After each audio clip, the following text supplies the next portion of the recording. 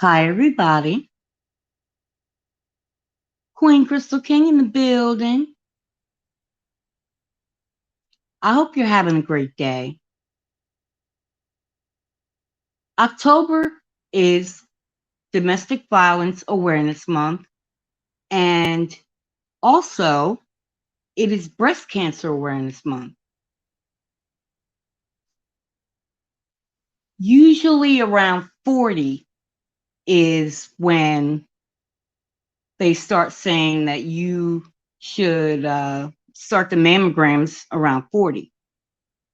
But if you have a history of cancer in your family, it may be a good idea to get it done earlier. Hi, Gail. How you doing, love? I'm going to tell you a story. I'm actually in remission from breast cancer for about 5 years. And I want to tell you how things happened for me. At the time, I had a husband, and he, at the time, was a bilateral amputee. And what that means is both of his legs are gone. So, along with his health issues, I was trying to maintain where we live, trying to make sure I got the food together, trying to see to my grandkids, be there for my sons. And all along, I knew that I had this lump in my breast. It was about the size of a jackball, and it was actually protruding through my clothes. I said to myself, well, I'll get it checked out later. I really don't have time right now. Hi, Liz. How are you, love? I said, I'll get it checked out later. So I continue to be there for my family. And then one day something said, let somebody else see this. So I did. I asked my daughter-in-law. I said, feel this. And she was like, oh, God. I said, what's wrong? She said, you're going to have to go and get this checked out. I was getting mammograms, but I had skipped that year. It was rough. I had a lot of things going on, and it was really rough. So the person that I neglected was me. When I went to the doctor to go and get my mammogram, they could barely make the mammogram closer, and how they smash your breast so they could get a good image. That was god awful painful, because the knot in my breast was hard. And like I said, it was protruding through my clothes. I could feel it, fully dressed. So the doctor called me and he said, you have stage 2 triple negative breast cancer. It hit me, but it didn't really hit me like right away. So after he said that, I said, okay, so what do we do? Very matter of fact. He said, we're going to have to start you on some chemo. And I'm like, oh, what is this about? So one day, I finally got myself together to clear my mind, to process what it was that was going on with me.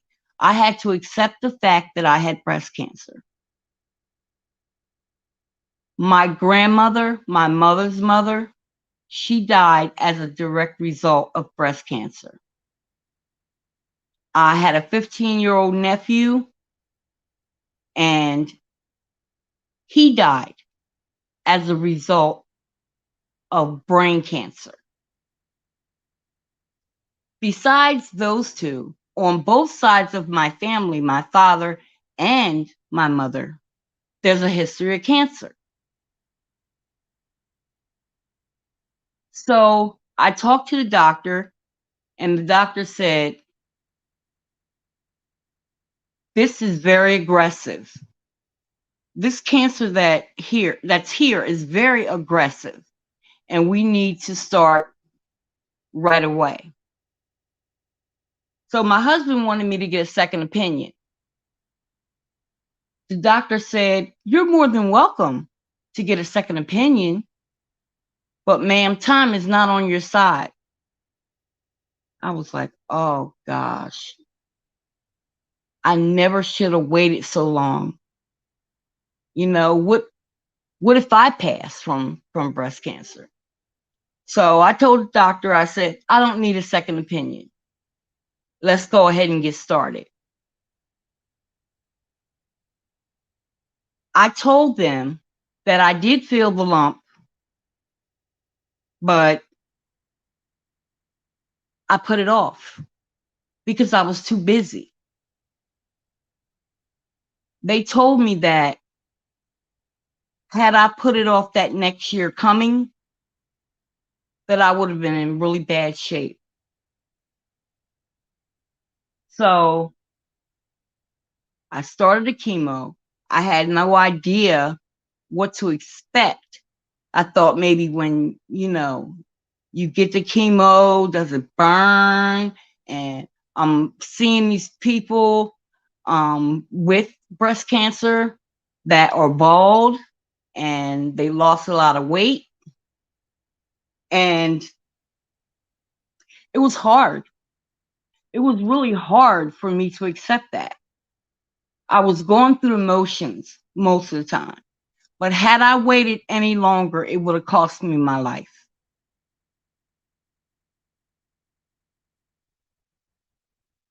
The chemo, one part of my treatment, they were giving me 2 chemos at one time.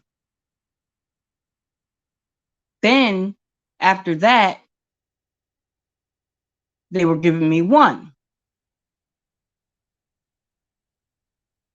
I was so tired and so drained.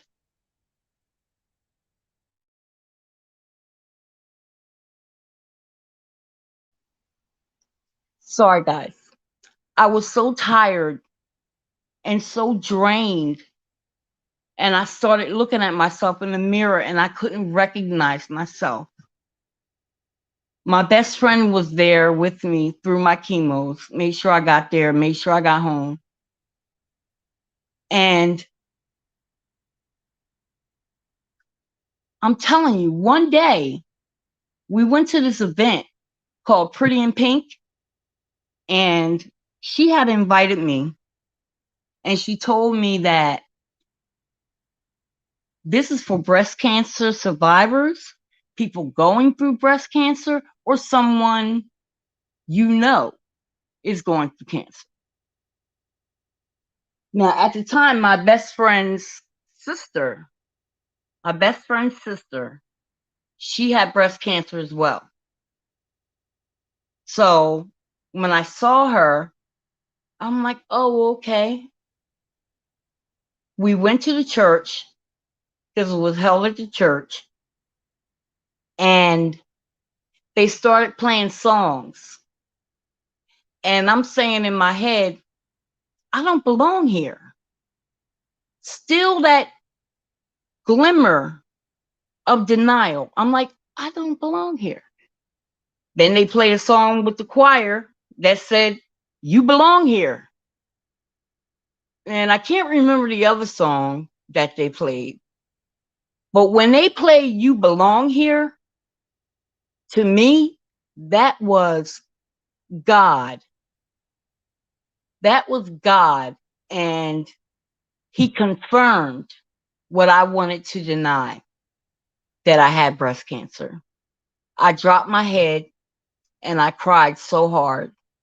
And my girlfriend, she came and sat beside me with a box of tissues, and she just let me cry. It really hit me. I started thinking about my life. I started thinking about all the things I've never done. I started thinking about all the things I had done and how much more time do I have with my family. It was a lot. Hi, Regina. Hi, Mr. William. It was a lot. It was a lot. So I strapped up, and this is just something that I had to do. The chemo was so strong because the cancer was very aggressive.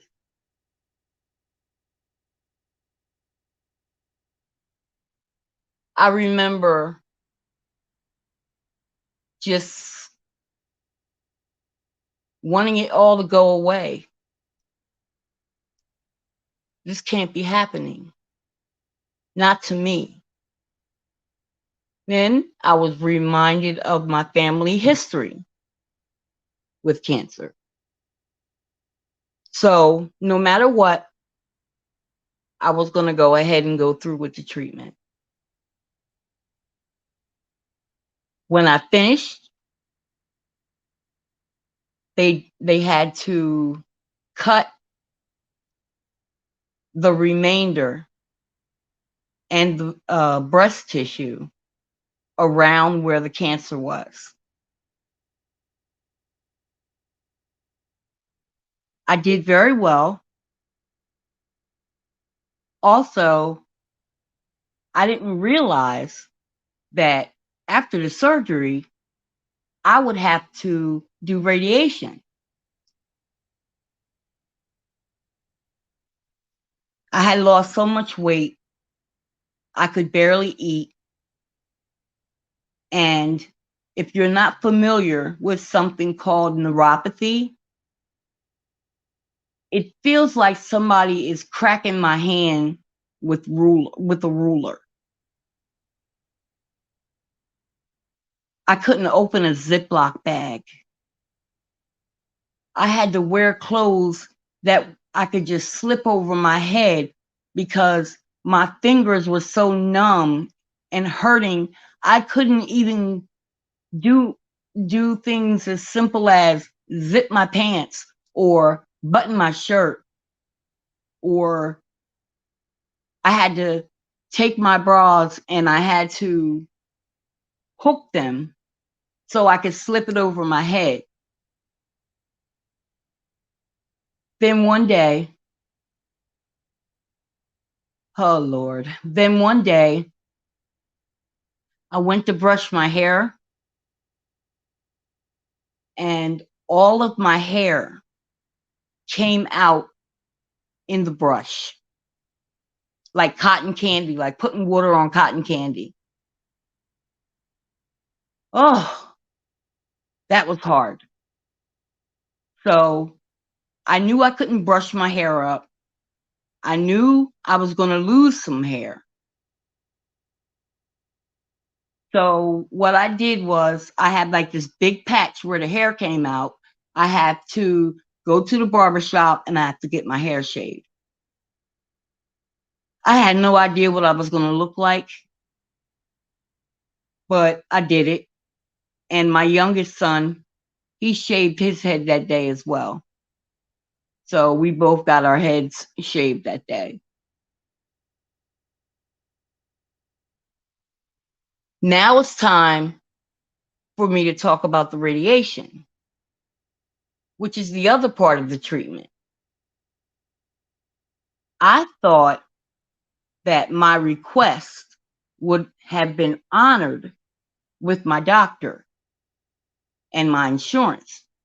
My request was to take all the breast tissue out. That way I don't have to worry about it coming back. And we had discussed implants. And that's what I thought was going to happen. But at the last minute, my insurance changed their mind. So I got a lumpectomy.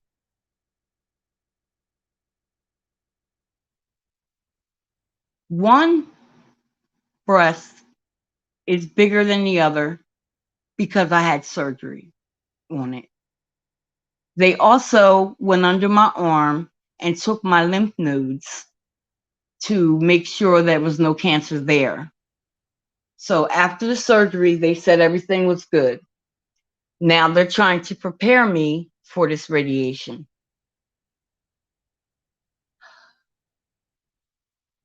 You lay on a table and they actually point the laser where the cancer was. And I had to do that about, Lord forgive me if I get it wrong, but I had to do that like about 21 times. I'm trying to get up on a table and my clothes, my pants is falling off. Oh, so with the radiation, have you ever had a burn and as the skin comes off, it's pink? My entire breast, areola, nipple, everything turned pink. And it was painful because first it turned black. And after it turned black, I started peeling. And soon after that, my whole breast was pink. I remember getting the ointment that they told me to get, the Aqua 4, something like that. I think that's what it is. So I had to put that on my breast every day. And like I said, it's just like if you had a burn and then that skin that's protecting your burn is gone, you're going to feel that.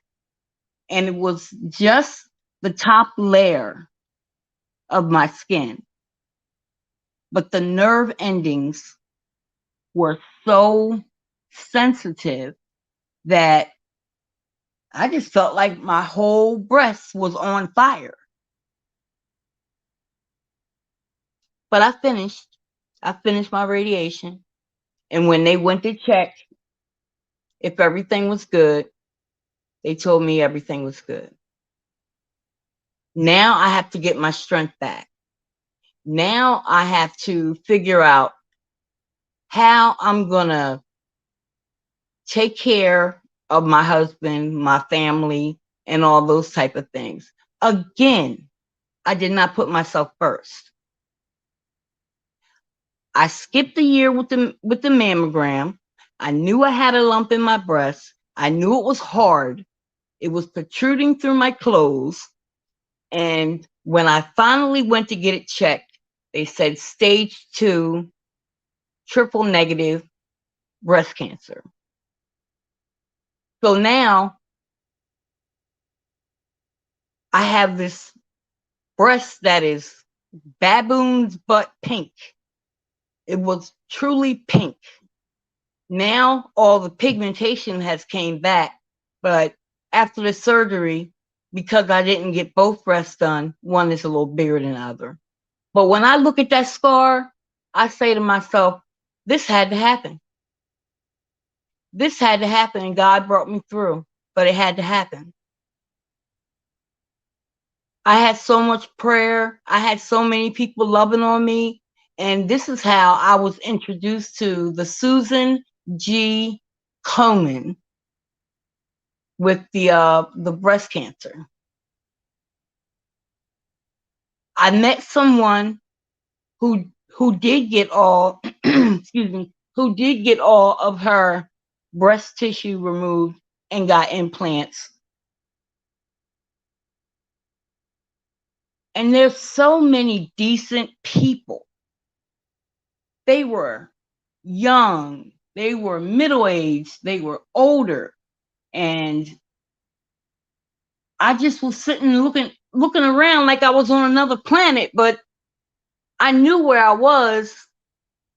But it's just, you get that state of shock. I was just shocked. So I started, talking to some women with Susan G. Komen. Remember, like when you go in the store and you see that breast cancer ribbon and it says Susan G. Komen? They helped me so much.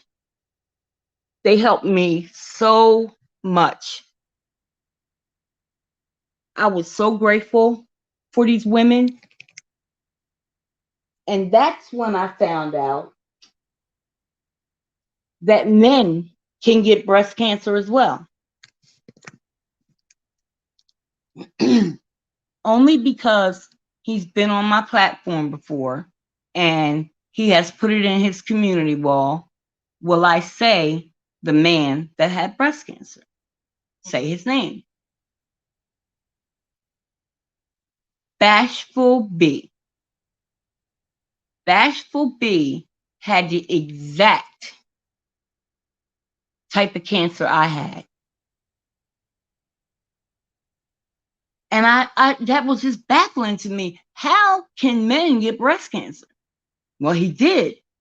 And he's been in remission for a very long time, very long time. But as he heard my story, I guess he couldn't help but think how it was for him as well. And for a man to say they have breast cancer, you would think, well, you don't have any breasts. How can you have breast cancer? And, they kind of define that sometimes to your manhood, to your masculinity. And it was a stigma. And it wasn't something that people heard like every day. I say this to say that when I hooked up with those women and I started getting information with my social worker, I found an agency that paid my rent 1 month. It was an agency that was giving me $100 gift cards from Walmart. I could choose where I wanted it from, and I chose Walmart.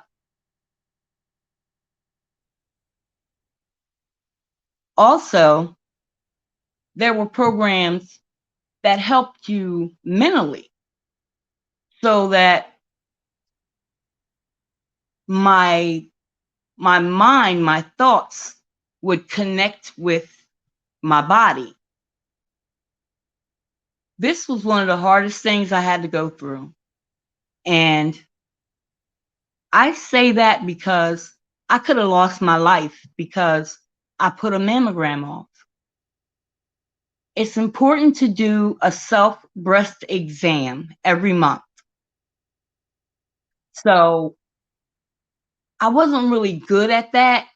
I just made sure that, I kept up with my mammograms ever since. Please, ladies, and also gentlemen, early detection is the key. It truly is. I've been in remission with breast cancer about 5 years. I'm grateful to God it did not come back. But later on in my life, I was diagnosed with stage 4 ovarian cancer. I'm like, oh my God, I don't know. I don't think I'm gonna make it through this one. I don't think I got it in me. That last time was really rough. I don't know whether I got it in me. And I had my family and my friends, and they were making sure that I knew that they loved me unconditionally. It's a beautiful thing when you come together with your family and you put that prayer on and you feel strong, your faith has been restored. It was just a beautiful thing. They also had programs where you could get wigs for free. I didn't go to that program, but it was available. There were so many things that were geared towards breast cancer survivors or someone actively going through breast cancer. I think about this and I still get chills. Please, what was more important? Making sure that I get my mammograms and taking care of myself. I even had the lump that was protruding through my clothes, and I still made an excuse not to get that mammogram. I thank God he spared me because that was one of the dumbest things I've ever done. And it wasn't like I didn't know it was there. I say that to say that you're the most important person in your life. And if you don't take care of you, you can't take care of anybody else. You just can't. So thank God I made it through that. And again, like I said, that was very hard. Very hard. Make sure that you keep up with your gynecologist. Make sure you get your mammograms every year. Don't skip a year like I did. Don't skip a year. It could have very easily went left. My family is my rock. My mother, she's the one who taught me how to have faith. My friends, they were totally supportive. It's not worth it. It's not worth it to put off for tomorrow what you can do today. It's not worth it. It's not. Again, had I waited another year, it probably would have killed me. And that was their prediction. So I'm glad that everything worked out, but I will never take a chance like that again. You know that saying, you play stupid games and you get stupid prizes? Yeah. So I no longer tempt God. I do what I need to do. The ovarian cancer, I didn't even know I had. I went to the emergency room because I was having pains in my stomach and it was really hurting me. And I was saying to myself, boy, Crystal, you are really gaining weight. Your pants is getting kind of tight. Come to find out, that was the cancer. It was a very large amount. And I was at stage 4. So in May, on Mother's Day, I had to have a total hysterectomy. My spleen was gone. And I had to get my bowel rerouted because it was also in my bowel. So right now where I am is it hasn't been 6 months yet, but I'm recovering. I'm recovering. Some days are better than others, but I'm recovering. Hold on for 1 minute. Regina said, Susan G. Komen, discover upcoming breast cancer events in your area here. Thank you so much, Gina. I appreciate that. Yes, it is. Men, don't be afraid to get your prostate exam. Exactly. This is why I'm having this conversation. You hear things like Black people don't go to therapists, they don't go to psychiatrists. We don't do all that. And when it comes time to get prostate exam, I don't want nobody messing around, with my butt. I don't play that. I don't play that. This is life and death. Please put your pride aside, all the stigmas, and go get screened. Go get checked. Because my situation was not discovered right away, yeah, I wouldn't be here. And the other thing is, I had breast cancer in the same breast twice. No, I did not. Lord forgive me. I had surgery in the same breast twice. They found a lump, and we decided to just go ahead and do a lumpectomy and test the lump and see if it's cancerous. So one breast has been operated on twice.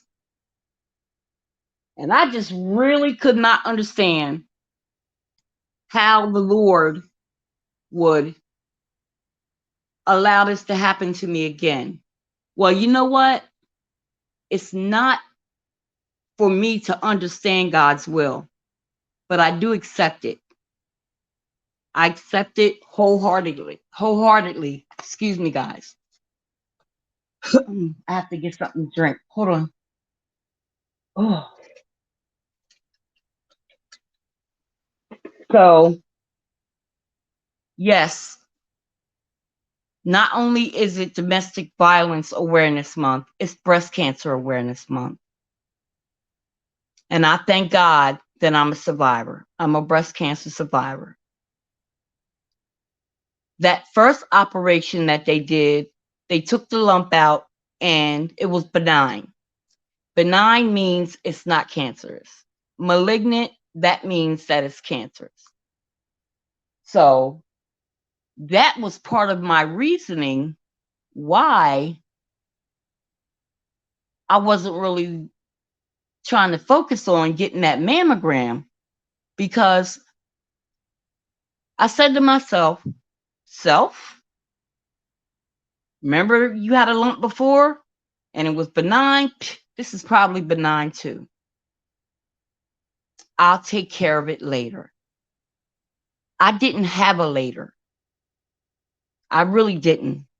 And I thank God for sparing me because of that foolish decision not to get that mammogram because I was too busy.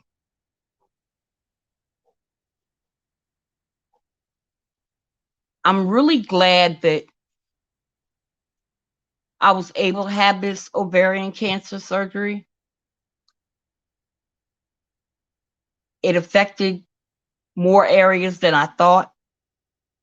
And because they had to reroute my bowel, it was a possibility that I would wear a colostomy bag. So when I woke up, the first thing I did was look on my side to see if it was a bag, and it was not. I had over 50 staples in my stomach, over 50.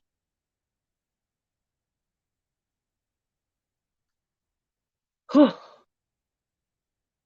every day I'm reminded of that.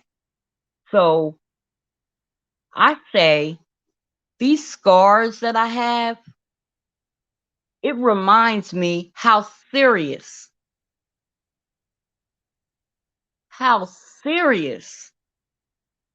my situation was.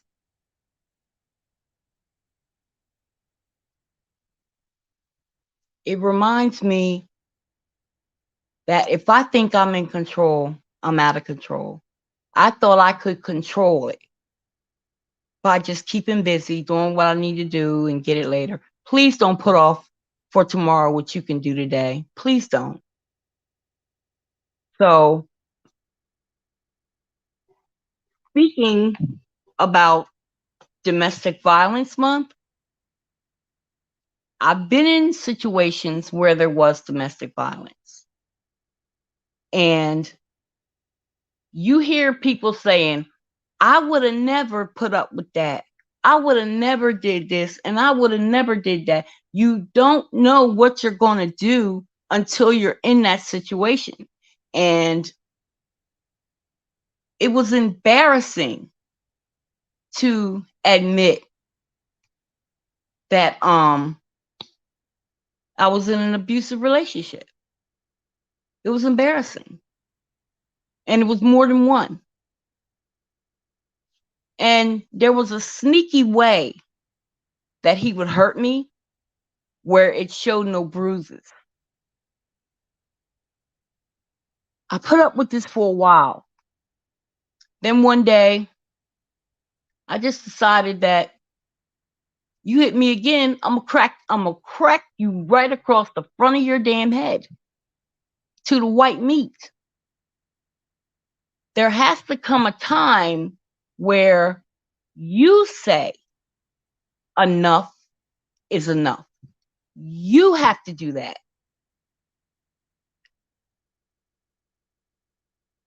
I got out of that relationship. And after I got out of that relationship, hey, boss lady, after I got out of that relationship, I found out that this guy had went to prison for murder. Again, God spared me. Again, I was playing stupid games and I kept getting stupid prizes. When someone batters you, whether you're male or female, no one has the right to put their hands on you. I have seen where men were so jealous, he set his wife on fire. I've seen it where those females were punched in the face so hard that they lost the function of their eye on that side. Hurt people hurt people. And it seemed to me like the choices I was making in sharing, my space with a person, it wasn't good. It really wasn't good. I try to hide it from my kids, try to hide it from my family. And all in all, I still found a way to protect him. I didn't want him to get in trouble. I didn't want him to go to jail. At the time, I was not working. So he was taking care of everything. And that gave him a false sense of power. And it gave me a positive sense of being controlled.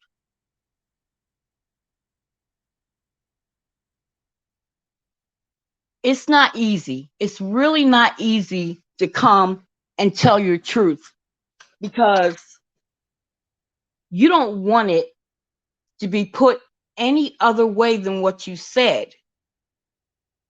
I am a domestic violence survivor. Because of the things that I've been through, this is why I don't put up with that at all.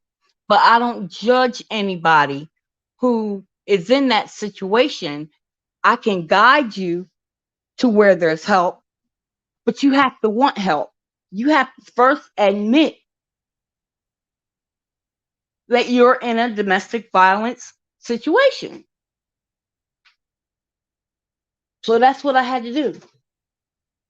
Went and got a restraining order. A lot of good that did, because he would always find some way of talking me out of it or causing me to drop it. And that's what ended up happening. You're going through the situation, you're saying help, help, help. A person tries to help you, and what happens? You side with your abuser. It's crazy. I don't mind sharing my experiences. I really don't. Because all that is what I call official Black history. Okay? It made me stronger. It made me ask more questions. It tore me down, and yet still I rise. Still I rise. So that's telling me that God has something for me to do. He has something for me to do. I'm not sure what it is, but He spared me. That first surgery on my breast was benign. The second one was malignant and aggressive. Years later, ovarian cancer, stage 4. I was in surgery for 11 hours. 11 hours. Right now, I lost a lot of weight. I lost my strength. I couldn't even drink water. I just had to suck on ice and things like that. But thank God, I'm much stronger now. My weight goes up and down. My children are there for me, my mother and the rest of my siblings, and my family and friends. So they build a fence around me, a shield, if you will, so that things wouldn't get to me, because I had to remain stress free, and that was very hard to do. The last surgery absolutely saved my life. Absolutely. The organs that were affected, it was something that I could live with. So I don't judge people. I don't judge people. I don't like that. I don't like health reads. I don't like that. I don't like situations that's happening to you could very well happen to me. And I would never tempt God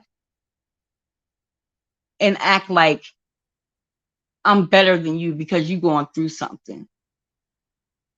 If I really could tell my story, really, really, y'all would not believe what I survived. You won't believe it.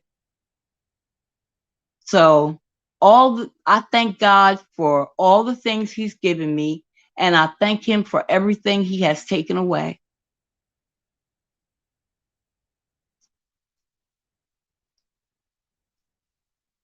I still get the chills when I think about certain things,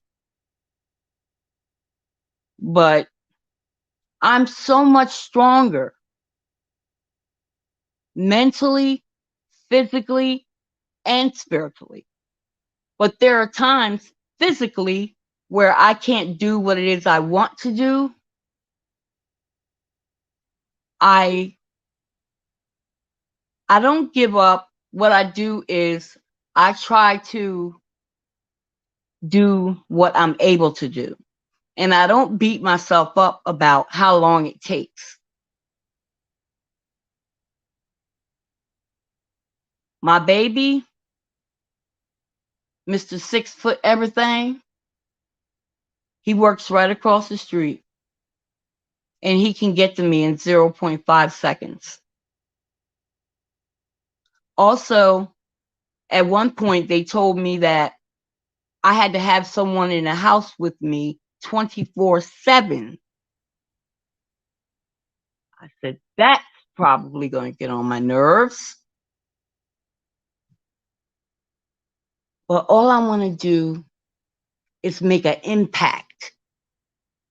I want to penetrate someone's psyche, your heart, your soul. These checkups and these screenings are nothing to play with. Stay on track. Stay on track. You never know what your life situation will be later on in life. I actually know what it feels like for somebody to wish death on me. I know what that feels like. I also know that I forgave that person, but I can't forget it. I just can't.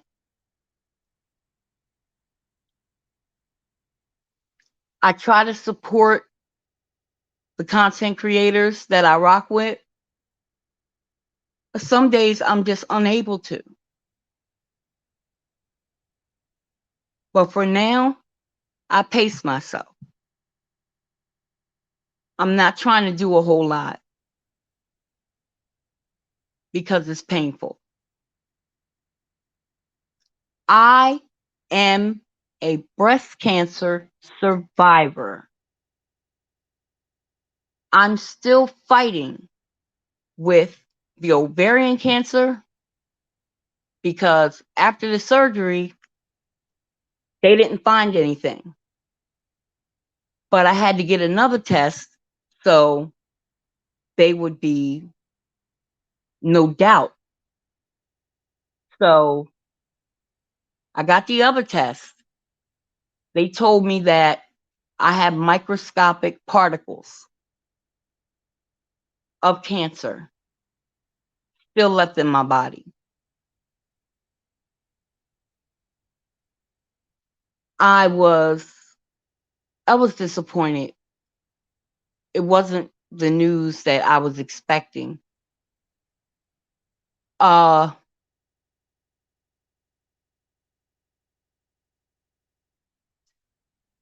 whew. So now where I'm at is I'm taking a chemo pill. And with the chemo pill, I'm supposed to take that every day for 2 years. It's not bad because it's not one of them big old horse pills. It's a capsule, a little bigger than a Tylenol. I also have to take liquid potassium because the pills were not enough. I also have to have magnesium. Those were the two things that darn near put me under, where my levels were so low.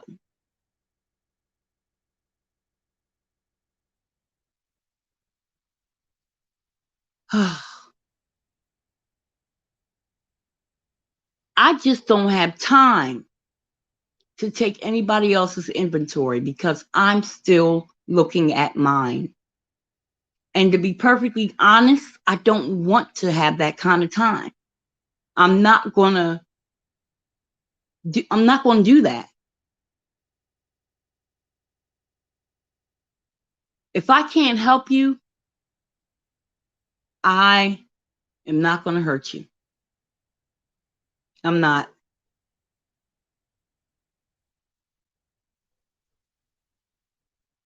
The kids had to understand to the best of their ability what was happening with Nana. Why Nana has no hair. Why Nana is so skinny. Why she cries to herself. I would be sitting and watching TV and just my head would just go right to the side because I was just so weak. I couldn't even hold my own damn head up. But still I rise. Still I rise. I'm not a supermodel, but I have someone in my life who sees me and who loves me that way.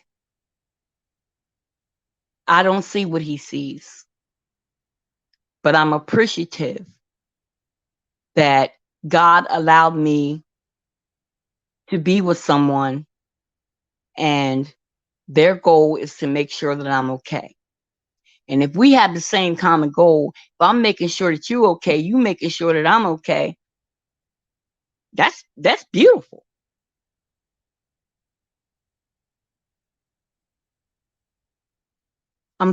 I'm 57 years old.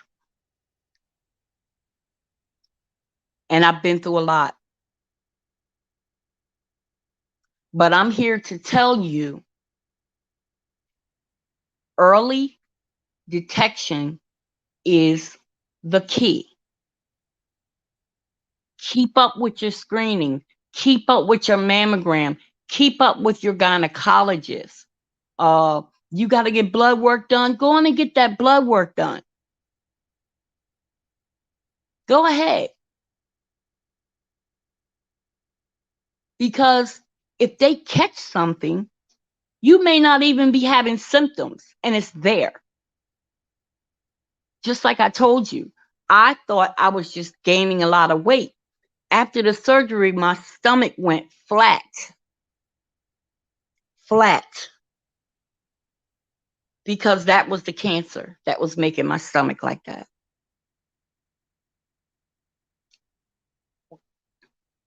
Number one, I don't want anyone to feel sorry for me. Because if this is my load that I have to carry, then God must know that I can handle it. With Him being my guide, with Him being the head of my life. But what I do want you to do, if you get to the point where it's like, did you hear what Crystal said in her video? Did you hear about that? Boy, I better go get myself checked. That's my goal.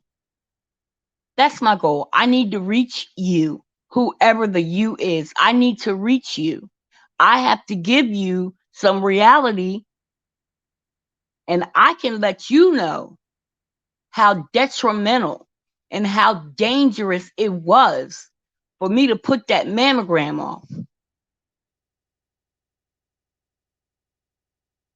I need to let you know that when it comes time for your treatment, chemo is, how they say, idiopathic, because it not only fights the cancer, kills the cancer, it kills everything in its path. It kills everything in its path. And it doesn't know not to give you neuropathy. The palms of my hands are very dark. That's a result of the chemo. My toenails and my fingernails are dark. That's the result of the chemo. That's why my hair fell out because that's how chemo works. Now they have so many different new discoveries. Gail, be scared enough to know to go get yourself checked. That's all. You don't have to walk around like a basket case, like it's consuming you. It's just God's way of working through the doctors and telling you what it is you need to do, because their goal is to save your life. That's their goal. But they can't help you if you're not there.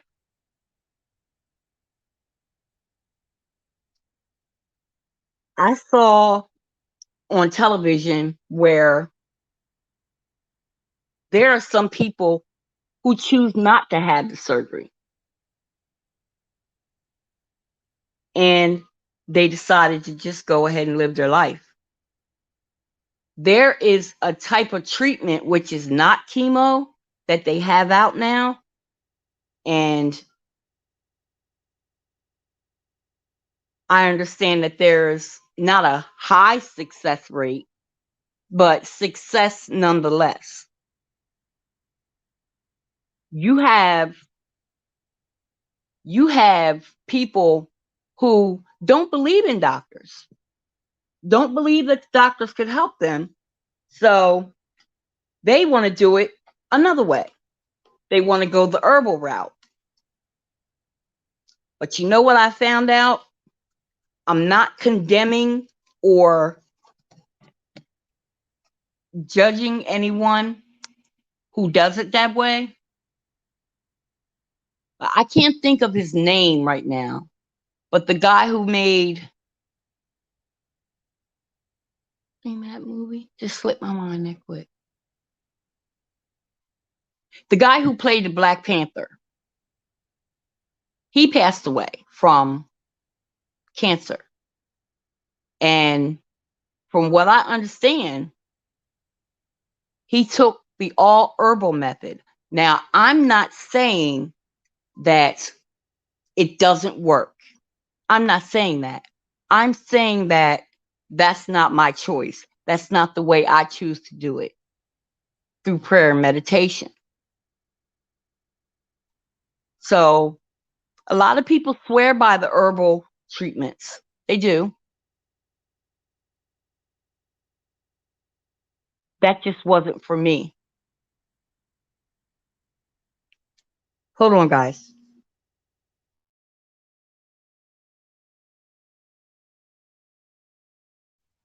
Yeah, that just wasn't for me.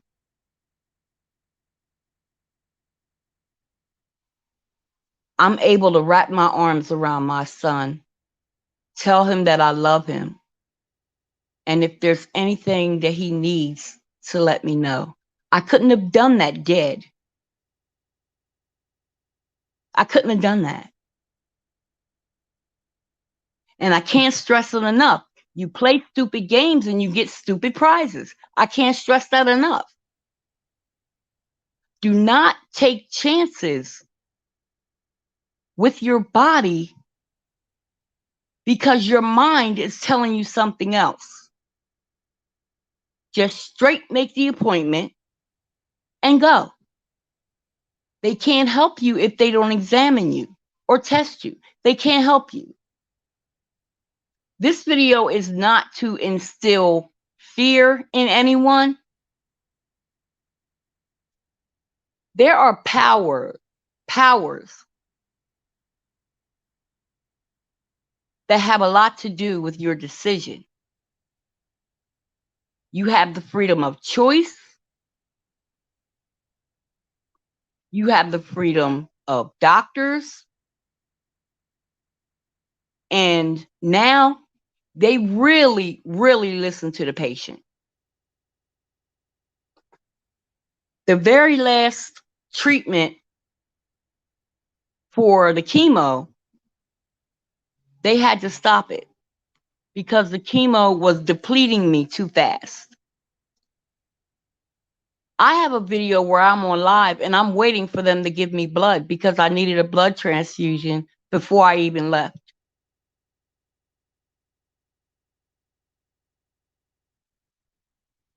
From what I understand and what I'm trusting and having faith in is that their blood was thoroughly tested.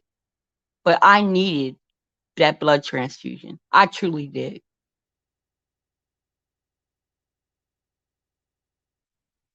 Hopefully,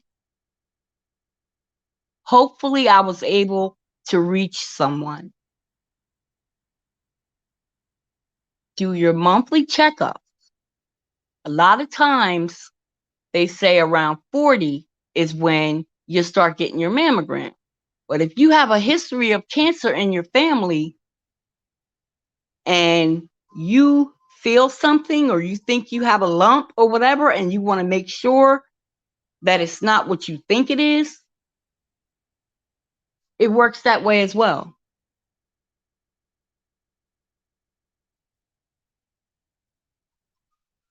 I just shudder to think. I really do. I just shudder because I've been through a lot. But I'm here to tell you that if that's what it is you need to go through, have faith in your creator that he will give you the strength, the knowledge to know that he will never leave you nor forsake you.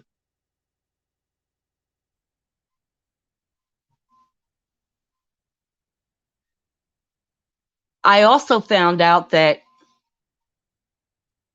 I have a genetic connection to cancer. And my cancer didn't come from what people automatically think gives you cancer. I had cancer because I inherited it. The gene was passed on to me. And my sons, they have to make sure that they stay on the ball and stay healthy. Because if I inherited it, it would hurt me to my heart if it passed on to my children or their children. So I did what I had to do. I went and got that test to see what was going on, to see if I had that gene, the BRCA gene. It's called BRCA, the BRCA gene, because that can be passed on to them just like it was passed on to me.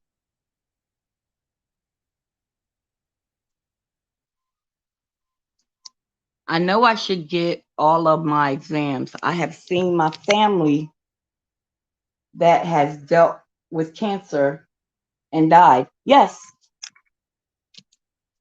everyone doesn't make it. Everyone doesn't make it. And to see a 15-year-old fighting for his life where the radiation burnt him so bad to the back of his head was just pink. I look at the babies on St. Jude, and you see these babies, they're going through the treatments, but there are other kids that are with them where they can take a little break from thinking about it and just to see them smile or laugh or run and play, it's a beautiful thing. And it also saddens me that children have to go through that. But like I said, I do not understand God's will, but I know that it is perfect.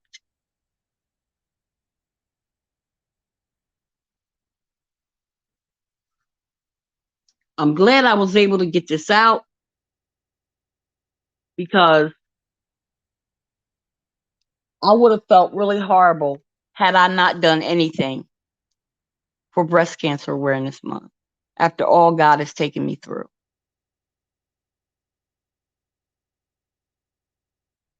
Another thing I can say is with that domestic violence, it started off small.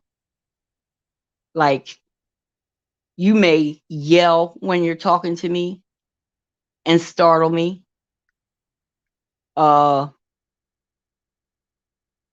You get a push one night, you get a slap one night, and it's, I'm so sorry. I don't know what got into me. You know I got a bad temper. You know I this and you know I that. I had no idea it would have gotten to the point where I snatched my son and I walked straight across town to get help.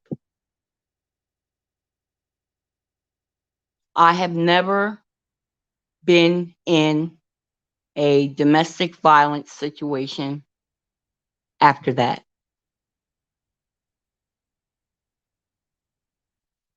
Sometimes women or men stay because you can't afford the bills by yourself. You need that person to be there to help you, or you won't have a place to live. They can say different things that will put so much fear in you. They will have you thinking that your family is in danger. Then you have some men and some women who control their partners with sex. The honeymoon period is unlike anything I could ever describe. You know, they're pulling out all the stops and all the things you've been saying that you needed or wanted. How do I say this? They prey upon your weaknesses. That's what I'll say. They prey upon your weaknesses, and they know that if they do certain things or say certain things, you've been waiting for that to happen for so long. Now it finally has happened. We're going to be all right. He's not going to put his hand on me no more. I just love him. What he was doing was he was grooming that person just to see how much he could get away with. And it started to escalate. Now you can see it in my face. Now you can hear it in my voice. And no matter how many times I tell you that I'm okay, you know I'm not. I've seen situations where you go to your family or your girlfriend or your boyfriend and you tell them everything. You tell them everything. And that man will come back and you'll go right back to him. You'll go right back to him. That's not love, that's obsession.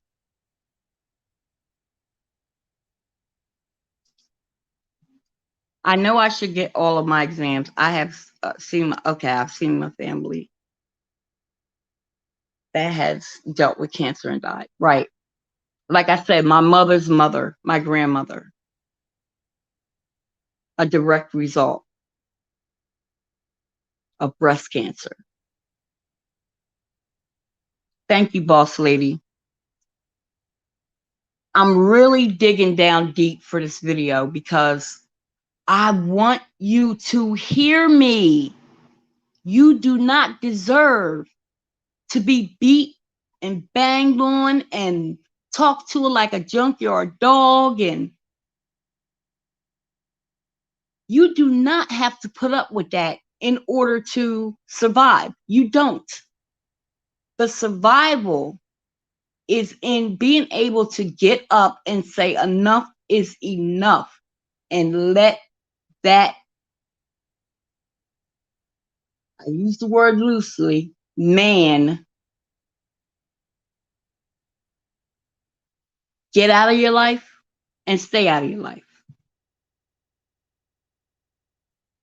Sometimes you have situations where it's domestic violence and it falls back on your kid.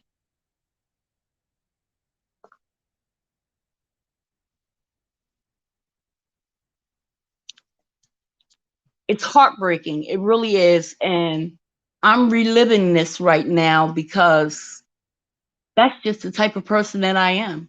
If I can save you from having to go through what I went through, when I share with you the red flags that I saw and ignored, maybe you won't do the same thing I did. You know, you can learn two things from every individual human. You will always learn these two things: what to do and what not to do. There's no middle.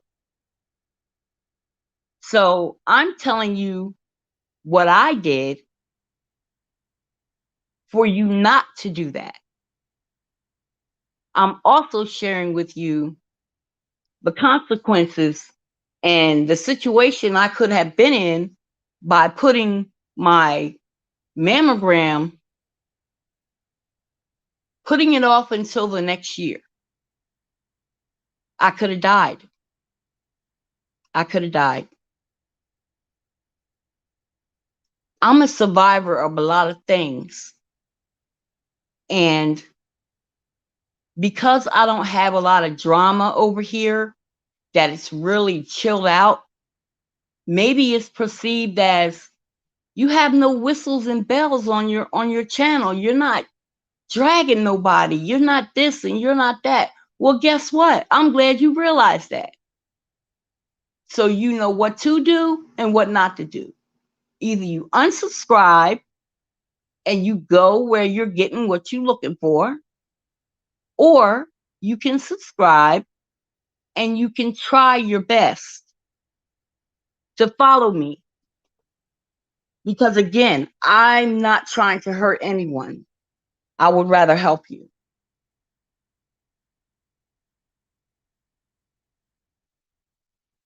A lot of times people can't work if they have certain types of cancers. They can't work. So it's like, I'm going to lose my place. I'm going to have to go on disability. God only knows when they'll, say and do what it is they're supposed to say and do to help you. And you panic. And I know what that's like. I felt that panic. Like, oh my God, I'm taking care of him all through chemo. I'm taking care of him. He's making sure that the bills are the way they're supposed to be. But I mean, I am walking, I felt like a day walker, like the Walking Dead. I looked in the mirror, that's what I saw. I had to have a positive attitude. I had to renew my faith. And everything I went through, now peep this, everything I went through prepared me for what I'm going through.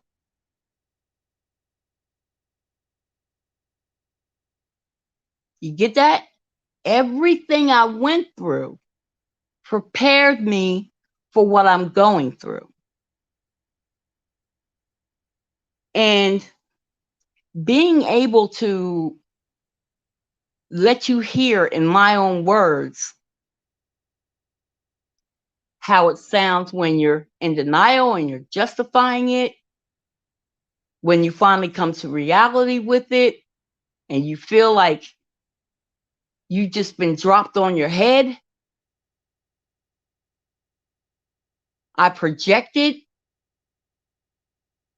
like this is going to happen and that's going to happen and that's going to happen and that's going to happen. I actually was very blessed when I was going through breast cancer. They had a lodge, a Masonic Hall. where they did Thanksgiving dinners for cancer patients. And my godmother, she signed me up, and I had no idea.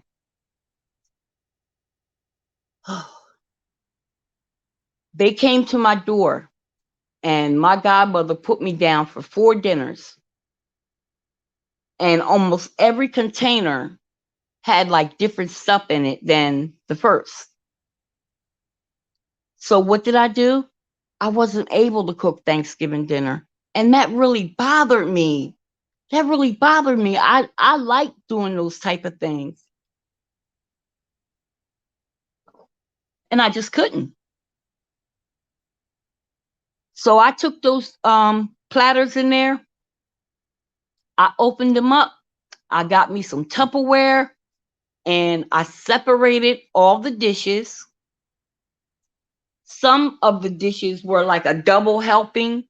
So I separated all the dishes and put them in Tupperware and put them in my refrigerator. It's nothing like having a turkey sandwich after Thanksgiving. You could go to somebody's house and eat. Yes, that's cool. But then when you get home, there's nothing there. I never believed in that. Always make something for home. And I was just unable to do it. I could barely turn a doorknob because of the neuropathy. I was not trying to go in that kitchen and try to cook and mess around, burn myself. And that was such a blessing. So the next day, I was able to get a turkey sandwich.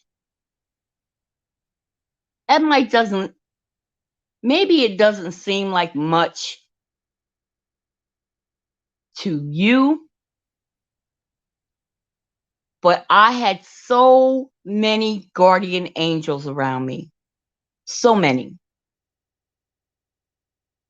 And I just want to let you guys know it's a possibility that I'm talking to somebody who has breast cancer. It's a possibility that this person is so afraid that they would rather not see the results of the test and pretend it's not happening. That's a life-threatening decision.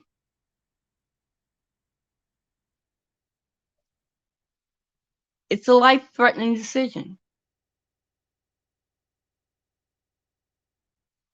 When I looked in my son's eyes and I told them what the doctor said, my oldest was my oldest was speechless. Speechless. But he was there for my first treatment. And he says, "Mom, I know you're going to be okay." Even when I got diagnosed the second time, he's like, "Mom, I know you're going to be okay."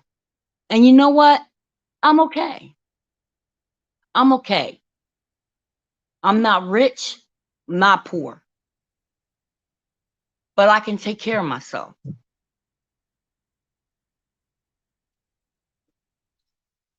It's just amazing how when I have these get-togethers in my head, I'm going to agree with everything I'm saying. I don't have anyone else to say, "Well, Crystal, girl, don't do that." If I'm conducting the get-together, I make the food, I provide the place, I provide the music, I provide the people, then there's no way in the world that God can penetrate my mind and my heart if I'm justifying something that could possibly kill me. Kill me.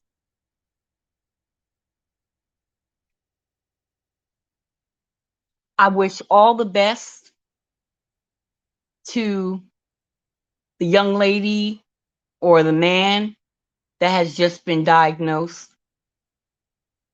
Keep your head up. Don't give up. Fight. See, the devil didn't expect me to win when I started fighting, but I fought anyway, and still I rise. Still I rise. I'm not getting cocky. Like, yeah, I did it again. Yeah, I didn't do a damn thing that God did not allow me to do. Sometimes, in my opinion, the Lord sits back just to see what you're going to do. Are you going to call on me and rely on me? Or are you going to say, you know what's best for you and don't do anything? Well, that was a decision I made. I made that decision that I can handle it, that I'll get the screening. I'll get it next year. Can't do it this year. Too busy. And I would have been casket ready.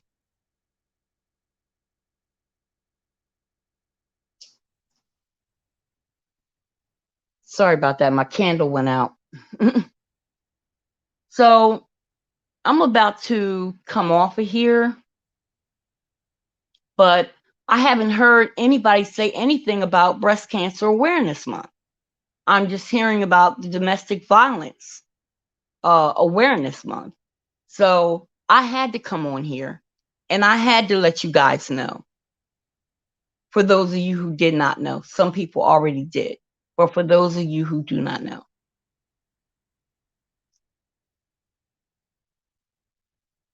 in all honesty, I would not mind being on camera, but I'm insecure with that because I don't look the way I looked. And one day at a time,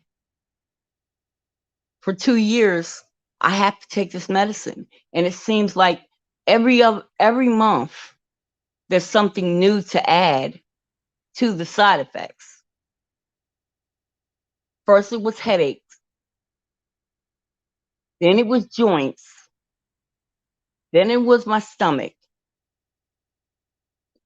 Then on the inside, I feel like that little ugly doll, Chucky, is just inside me going, yakka, yakka, yakka, yakka. And it's like I can't control my pain on a lot of days. One thing I'm not is lazy. So what I do is I channel my energy and I choose where I want to put it.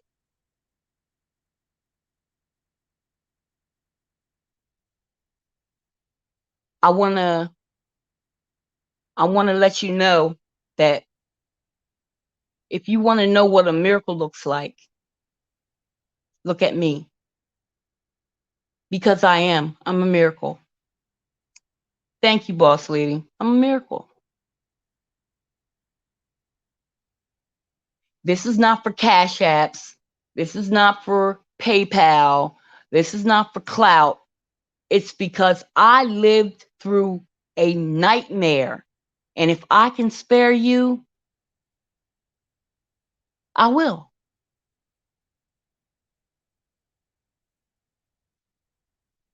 That's all it is. So, everybody, I thank you guys so much for coming over. Thank you, people in the skybox. You're more than welcome to drop down. I'll give you a minute or two if that's what you want to do. Thank you, Mr. William, Gail, Regina, Boss Lady. I thank you guys so much. And I had pretty much given up on actually having a connection with someone on YouTube because I didn't have the best experience when it came to that. But Boss Lady, You have helped me out so much. You don't even know. And it's not nothing monetary. It's not even physical. When you hear a person being true to themselves in any and all circumstances, they're going to be true to you because that's how they live in. And that's the way I see it. I think she's beautiful. I love her attitude. I love it when she gets up, starts dancing, although I can't dance with her sometimes, but I love it when she gets up and dances and does her makeup and all those things. It's like, this is my life. And this is what I'm going to do with it. This is my man. If I choose for it not to be that way, then it's not.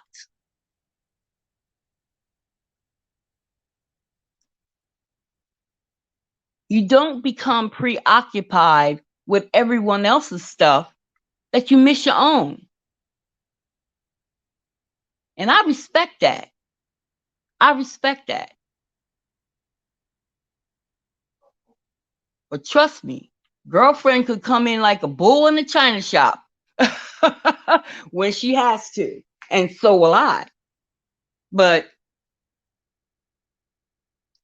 she'll never know how much she's helped me because there's no way I can explain it. All I can say is thank you. Mr. William, Gail, Regina, thank you. Thank you so much. All of those who sent out prayers and well wishes, thank you.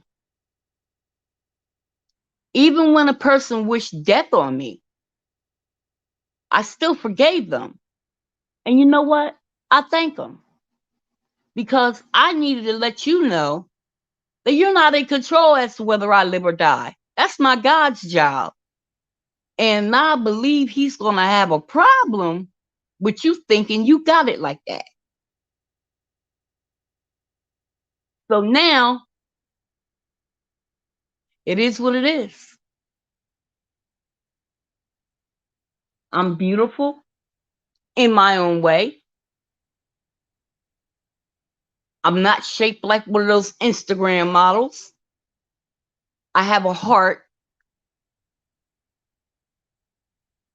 I can still do a lot of the things I've wanted to do. I still can.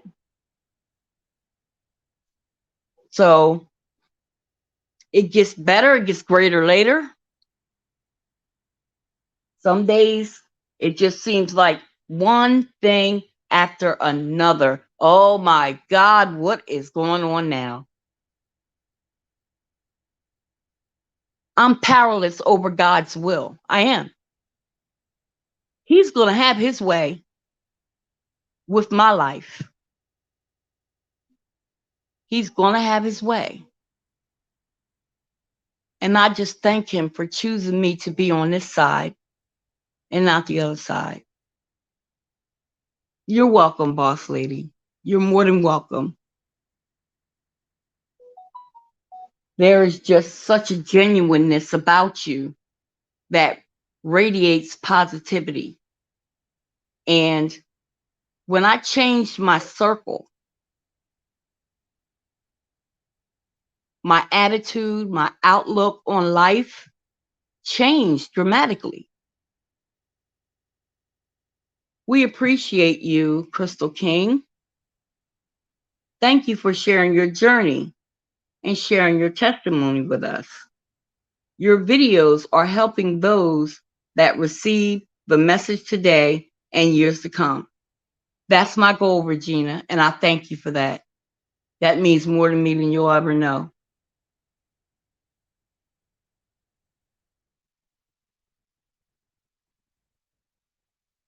I still have the will to live.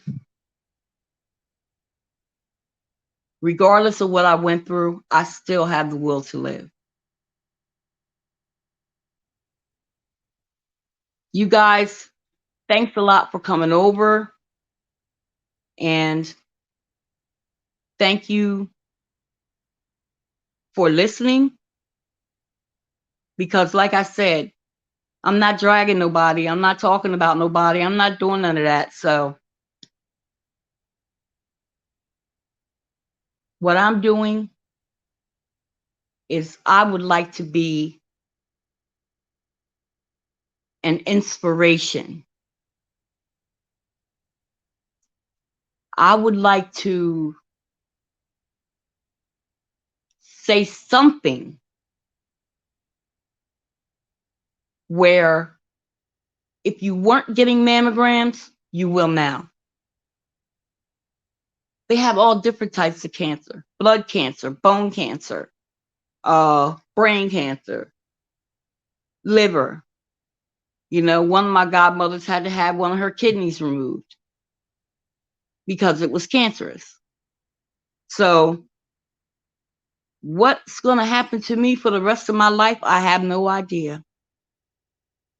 But I'm going to say in today. And I'm a firm believer of where there's breath, there's hope. Once there's no more breath, there's no more hope. God is going to pick every last one of his flowers when he sees fit. And it just wasn't time for me to be a part of that bouquet.